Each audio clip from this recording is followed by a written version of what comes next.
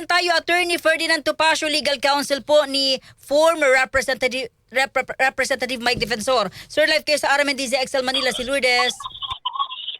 Yes, Ma'am Lourdes, magandang hapon po. Mabuhay po kayo at lahat ng ugat sa inyong katawan. Attorney, sandali, nabanggit na naman po yung kliyente po ninyo, nito pong si Guteza. Sabi niya po, lahat daw po ng mga nangyari na pagpirmahan, pinangakuan daw sila ng kliyente po ninyo na magkakabayaran, babayaran, may mga benepisyo. Ano pong stand po ninyo rito? Alam mo, Ma'am Lourdes, hindi na po kami nagulat dyan. Kasi yan po ay inihayag na po namin as early as November 2025. Last year po, that's around 9 months ago, if I'm not mistaken, ay sinumbong na po natin yan sa taong bayan na pagkatapos magtestigo ni Sergeant Guteza, Blue Ribbon City, at sila ay nabalitaan na po namin noong November na siya ay pinapirma ng isang affidavit kung saan nabawi po niya yung kanyang testimonya sa Blue Ribbon at sinasabit nga po niya si Senator Marcoleta at si dating Congressman Mike Defensor na silang may pana ng testimonya at yung kanyang testimonya ay hindi totoo. So, yun din po is at the same time na sinabi rin po namin sa publiko and that is a record, pwede po na kanyang pamilya, hindi yung pamilya po ni Gutierrez ay nagsusunod kay Mike Defensor na sila daw ay tinakot, hinaharas, ni-intimidate na kung sino-sino mga tao. So, kung nagkaroon po ng ganyan, David, matagal na po namin alam na magkakaroon ng Sergeant Gutesa. Pero bakit po ang inyong kliyente ang napili niyang idawit, Attorney? Yun na po, hindi ko alam. Yan po ay script na naman po yan ng administrasyon. Alam niyo po, itong administrasyon na to ay mahilig gumawa ng script. Dapat po kasi ang galing lang gumawa ng kwento na fiction. Alam niyo po, yan din ang naging script nila. Pinapaliktad nila yung tinatawag na di umano'y honey trap operation daw laban sa isang mataas na opisyal na pinalalapas nila na si Jing Paras, si Lian Leviste ang may pakana, samantalang yung mga taong yun naman ay lumapit lamang kay Representative Jing Paras upang ilahad yung kanilang nalalaman na immoralidad at alleged drug use at alleged other criminal violations tungkol doon sa mataas na opisyal. So, siyempre po, ang tumulong dyan ay si Mike Defensor, yun ang sinisita nila. Okay, ano po yung inyong next move, Attorney, na ang pinupuntong ugat ay ang inyong pong kliyente? Talaga pong pupuntiryahin yan kasi alam niyo po, he is one of the most vocal critics of the present administration. At alam niyo po, yung 18 Marines na yan, bukod kay Sergeant Gutesa, iisa-isahin po nilang trabahuhin yan at yung 4 nga po ay bumaliktad na. Ang una po nilang step dyan na ginawa ay pinakulong nila si Senator Marcoleta at si dating Representative Mike Defensor to send a message to these people na, yung mga padrino nyo, bagamat yan ay sitting senator, yan ay dating congressman, kaya namin ipakulong. Kayo pa kaya hindi namin kayang ipakulong. Kaya umatras na kayo, i-recant nyo na yan, bumaliktad na kayo kung ayaw nyo matulad dito sa mga tumutulong sa inyo.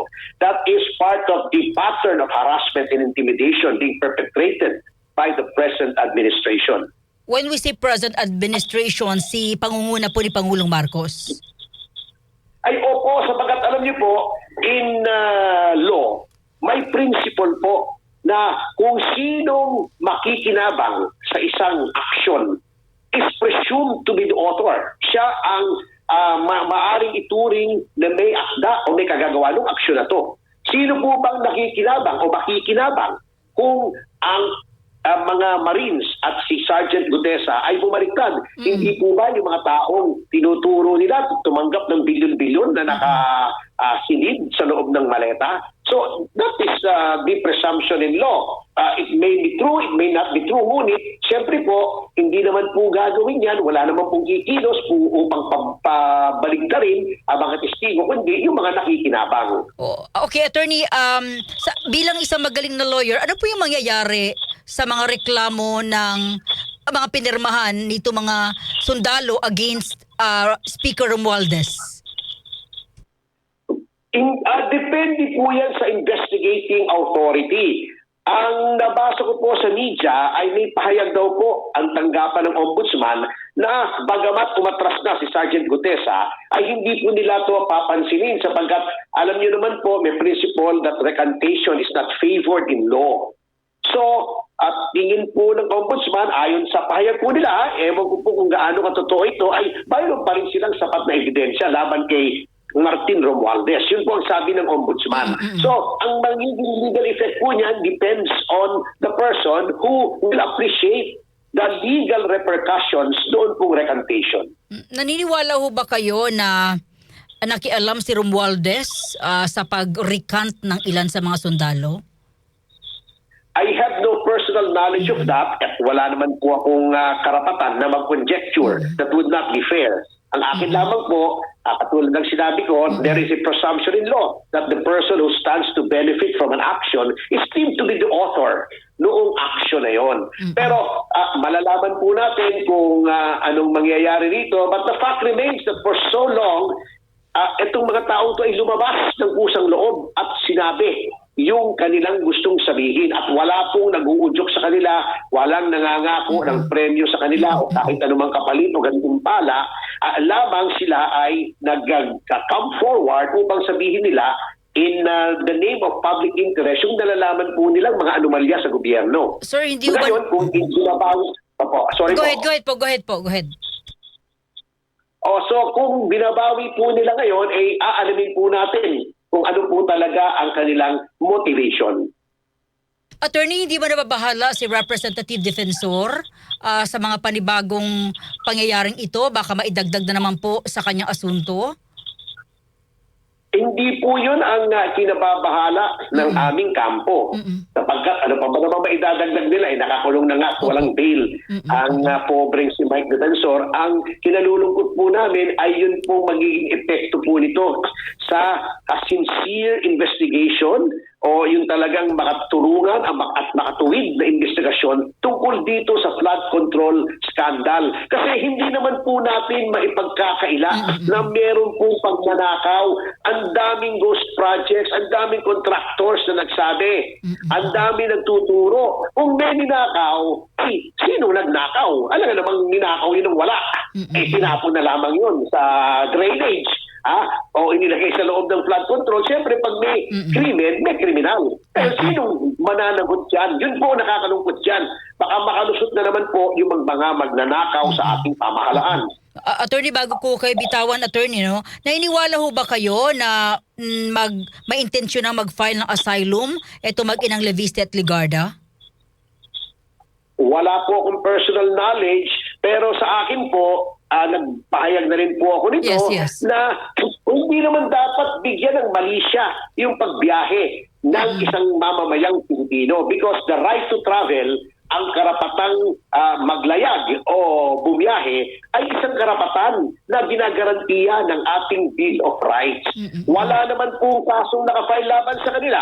Wala naman po silang hold departure order. So anong basihan ng NBI para bigyan ng mali siya o sabihin suspicious yung pagta-travel.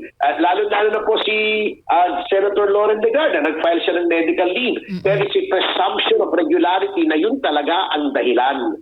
So, dapat po ay maghunos dili naman ang ating mga opisyal. Hindi naman fair yun na porto nagbiyahe lang sasabihin mo, nagsisik ng asylum. Anong basihan ni Miko Clavano? Yung batang yan mahilig magsasalita ng walang basihan Ingkoy May ano po may possibility na titinan din yung pagbawi na sa kanilang passport. Ito ba'y legal?